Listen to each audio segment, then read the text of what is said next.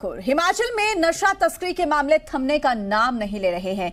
यहां तक कि बड़ी संख्या में युवा तस्करी में संलिप्त होने के साथ साथ इसकी लत में भी संलिप्त होते जा रहे हैं। और ऐसे में अगर प्रशासन और सरकार ने जल्द कोई सख्त कदम नहीं उठाए तो वो दिन दूर नहीं जब देवभूमि भी उड़ता हिमाचल बन जाएगी। क्या पंजाब के बाद अब उड़ता हिमाचल होगा? हिमाचल प्रदेश में सिंथेटिक ड्रग्स बनी चुनौती। युवाओं की मांग, नई सरकार दिखाए गंभीरता। विधायक विक्रमादित्य सिंह ने माना मामला गंभीर।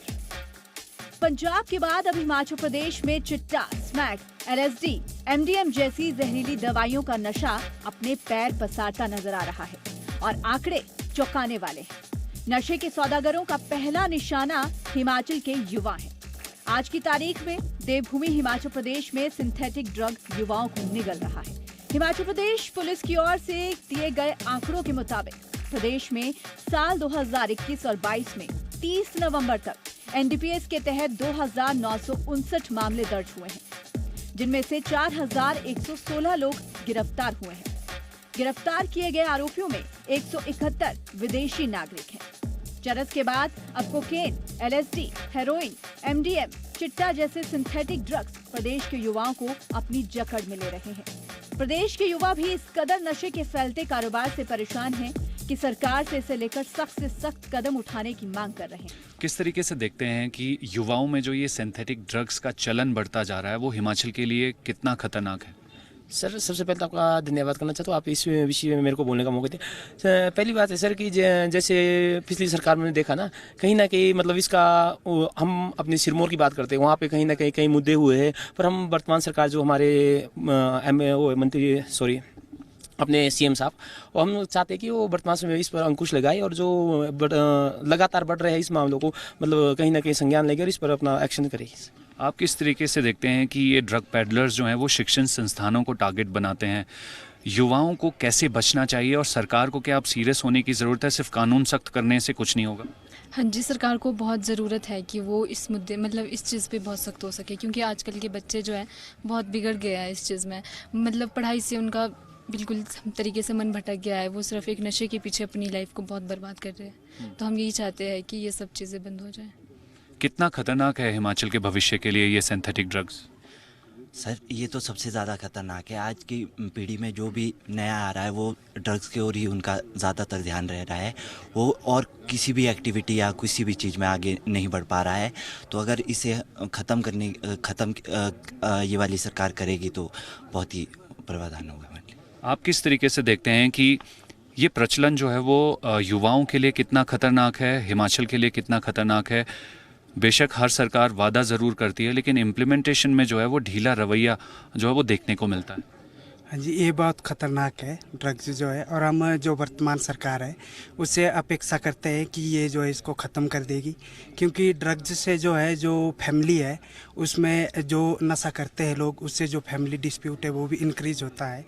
तो हम चाहेंगे कि ड्रग्स को जो है इसको सरकार के द्वारा जो है ख़त्म किया जाए, ताकि जो युवा है वो जो है बच सके, जो है या हिमाचल के युवा बच सके, जिससे जो है हमारा जो प्रदेश है वो एक स्ट्रॉन्ग प्रदेश बनेगा, और जब प्रदेश स्ट्रॉन्ग बनेगा तो देश भी स्ट्रॉन्ग ही बनेगा। किस तरीके से देखते हैं कि हिमाचल प्रदेश में अगर इस सीरियस कंसर्न को नहीं देखा गया तो उड़ता हिमाचल के बाद क्या उड़ता हिमाचल भी हो सकता है?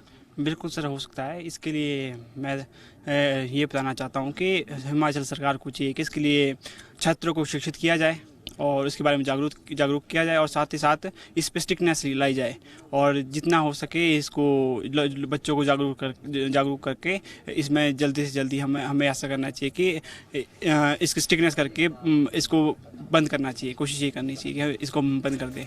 शिमला ग्रामीण से विधायक विक्रमादित्य सिंह से भी जब सिंथेटिक ड्रग के बढ़ते मामलों पर बात की गई तो उन्होंने भी ये माना है कि मामला गंभीर है और सरकार को इसे लेकर सख्ती दिखानी होगी। जिस तरीके से हिमाचल प्रदेश में जो है वो सिंथेटिक ड्रग्स का काफ़ी चलन बढ़ता जा रहा है, युवा इसकी चपेट में आ रहे हैं, आपको लगता है कि सरकार को फास्टेस्ट बिना देरी करते हुए इस पर जो है कोई ना कोई सख्त एक्शन लेना चाहिए ताकि युवा इस नशे से बच सके? हाँ, बिल्कुल लेना चाहिए, इसमें कोई दो राय नहीं है। पहले भी NDPS कानून में काफ़ी संशोधन किया गया था, मगर I believe that is not enough.